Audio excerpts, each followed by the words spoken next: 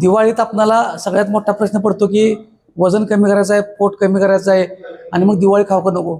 याच्या अगोदरच्या 11 महिन्यात हा प्रश्न पडला की नाही ते पण माहीत नाही, आणि जरी पडला तरी आपण काय ना काय तर खातोच. या दिवाळीतच का आपण आपल्या पोटावर अन्याय करताय. हा म्हणजे एवढा मोठा सण आहे, खायचं पण काय करायचं आहे, प्रमाणात खायचं आहे. सगळं खावा पण प्रमाणात खावा, त्याच्यासोबत पाणी व्यवस्थित प्या, थोडा प्रोटीनचा आहार घ्या, फायबर घ्या. प्रोटीन म्हणजे काय, कडधान्यांचं वेगवेगळं वरण करा, मोडाले कडधान्य खावा, शिजवून उसळ करून खावा, अंडी असतील तर अंडी खावा फक्त पांढरं. पाणी दिवसभरात आपल्या उंचीनुसार वजनानुसार प्या. साधे साधे आहेत. आणि सगळ्यात महत्त्वाचं कॅलरी बर्न करा. आपले व्हिडिओ आपण वेगवेगळ्या अँगलनं कमी वेळात पूर्ण बॉडीचा वर्कआउट होईल असा आपण व्हिडिओ बनवत असतोय. ते व्हिडिओ बघून व्यायाम करा. व्यायामाला मात्र कारण सांगायची नाहीत. पण बिनकामासारखं त्या दिवाळीवरती येऊन लाडू खाल्ला की असं होणार तसं होणार.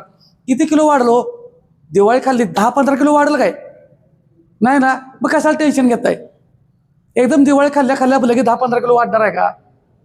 खायचं आहे पण मी काय म्हटलं प्रमाणात. तुम्ही जर शंका करीत बसला आणि बाकीच्यांचं ऐकत बसला, हे खाऊ नका ते खाऊ नका असं करू नका तसं करू नका, लय कन्फ्यूज होणार आहे आपण. हलक्या चांगल्या वेळेला हालचाली करायच्यात.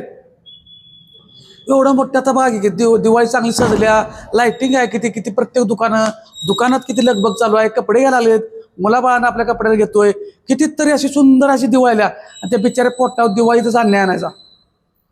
पण त्याला प्रमाणात द्या.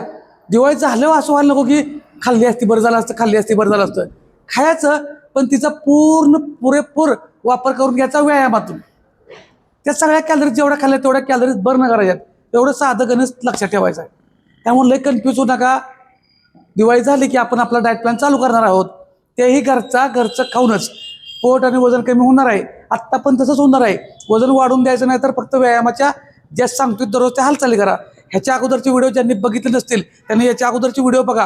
नाहीतर पहिल्यांदाच हे खावा काय म्हणतोय बाबा आणि वजन कमी करा कसं काय म्हणतोय अशा कमेंट येण्याची शक्यता असतात. याच्या अगोदरचे व्हिडिओ बघा आणि कन्फ्यूज होऊ नका. मराठी माणसांना कन्फ्यूज करायचं नाही, निगेटिव्ह करायचं नाही. पॉझिटिव्ह राहून सगळं शक्य आहे, सगळं व्यवस्थित होतंय आणि होणारच. फक्त संयम बाळगा. धन्यवाद.